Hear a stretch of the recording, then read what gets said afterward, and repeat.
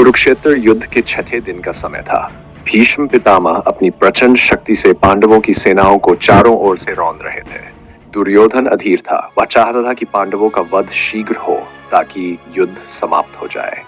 द्रोणाचार्य ने दुर्योधन को संकेत दिया कि भीष्म यदि ठान ले तो पांडवों का वध एक ही दिन में कर सकते हैं, परंतु वे प्रतिज्ञाबद्ध हैं कि वे शिखंडी के सामने शस्त्र नहीं उठाएंगे और युद्ध में पांडवों के प्रति सीमित ही रहेंगे।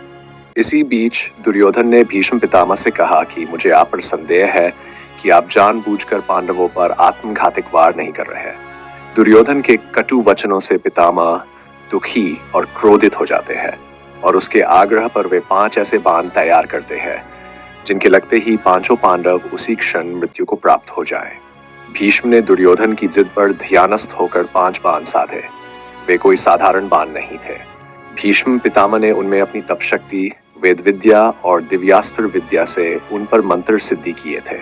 हर बाण को उन्होंने एक एक पांडव के नाम समर्पित किया और घोषणा की कि ये बाण कल प्रातः तक पांडवों के प्राण हर लेंगे, लेकिन यदि बीच में कोई विघ्न न हुआ।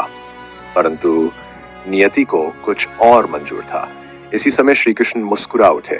वे जानते थे कि अधर्म का संहार धर्म से ही होगा, परंतु धर्म के लिए भी नीति का चतुर खेल जरूरी है। रात्रि के समय ही श्री कृष्ण अर्जुन के शिविर में पहुंचे और अर्जुन से कहा, उठो पार्थ, ये समय सोने का नहीं है।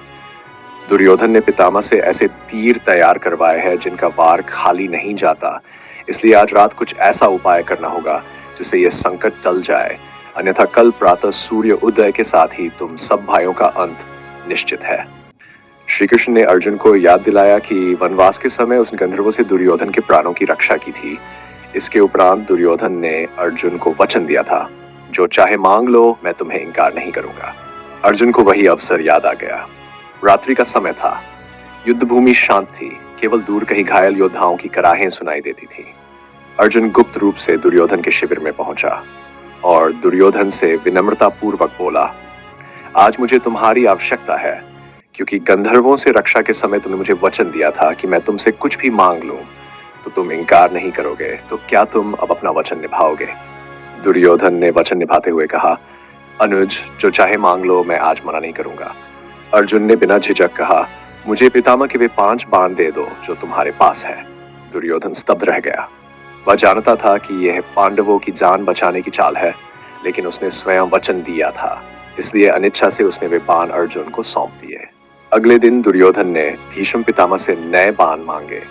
भीष्म ने जब पुराने बाण न देखे तो तुरंत ध्यान करके सत्य जान लिया कि अर्जुन उन्हें ले गया है। उन्होंने दुर्योधन से कहा, मैंने कल जिन बाणों में अपनी तपक शक्ति बांधी थी वे 5 ही बार बन सकते थे।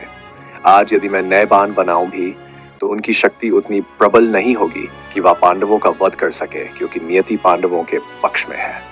दुर्योधन ये सुनकर व्याकुल हो गया। श्री कृष्ण दूर से ये सब देख रहे थे और मुस्कुरा रहे थे, क्योंकि यही तो धर्म की विजय की नींव थी। बहुत कम लोग जानते हैं कि इन बाणों का एक आध्यात्मिक रहस्य भी था। ये 5 बाण केवल 5 पांडवों के ही प्रतीक नहीं थे, बल्कि मानव के 5 अहंकारों का भी प्रतीक माने जाते हैं। पहला बाण शौर्य का अहंकार चूर करने वाला, जो भीम के लिए था। दूसरा धर्म का अहंकार नष्ट करने वाला, जो युधिष्ठिर के लिए था।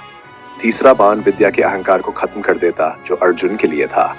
चौथा बाण सौंदर्य के अहंकार का नाश कर देता था, जो नकुल में भरा हुआ था। 5वां बाण सहदेव के लिए था, जो कला और विलास का अहंकार अपने अंदर पाले हुए था।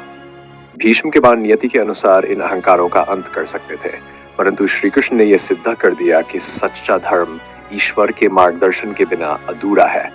यही कारण है कि वह योजना विफल हुई। इन 5 बाणों की घटना केवल एक युद्ध नीति नहीं, बल्कि नियति और नीति का संगम है।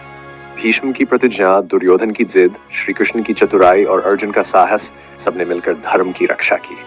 और जो 5 पांडवों का अंत कर सकते थे, नियति के हाथों इतिहास के सबसे बड़े अधूरे शस्त्र बन गए।